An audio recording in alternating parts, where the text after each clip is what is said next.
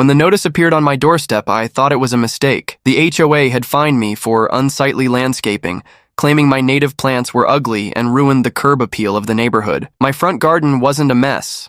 It was filled with drought-resistant flowers, shrubs, and carefully placed stones. Neighbors complimented it often, but the HOA saw it as a violation. Their demand was clear: remove the plants or face escalating fines. At first, I felt frustrated and powerless.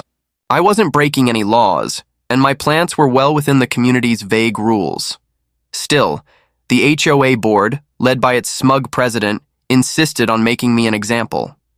He strutted around the neighborhood as if he owned it, handing out warnings to others but never facing any scrutiny himself. That arrogance planted a thought in my mind. If he was so eager to police me, what was hiding behind his own closed gates? I started paying attention. On evening walks, I noticed construction trucks parked near his home, always late at night when most neighbors wouldn't notice. There was constant noise, hammering, drilling, and the sound of heavy equipment. Curiosity turned into suspicion, and I decided to dig deeper. A quick search through county records told me everything I needed to know. No construction permits had been filed for his property in years. Whatever he was building, it wasn't authorized. One afternoon, when the workers had left, I caught a glimpse over the fence. There it was, a massive pool carved into his backyard, complete with stone decking and underground plumbing. It wasn't just a violation of HOA rules, it was a direct breach of state regulations requiring safety inspections and permits.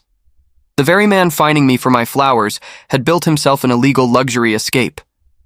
I gathered evidence, photos, documents, and even testimonies from neighbors who'd heard the construction. When the next HOA meeting rolled around, I presented everything. The smug smile on his face slowly disappeared as the board and homeowners saw the truth.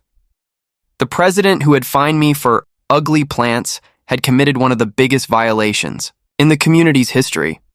The fallout was immediate. The board couldn't protect him from what was clearly documented. He was reported to the county, slapped with heavy fines, and forced to drain the pool until proper permits could be secured. But the damage was already done. His credibility was destroyed, and several board members resigned in shame. As for me, my garden remained untouched, thriving with color and life. The same people who once avoided me now asked for advice on drought-resistant landscaping. The HOA had tried to make an example of me, but in the end, it was their president who became the example.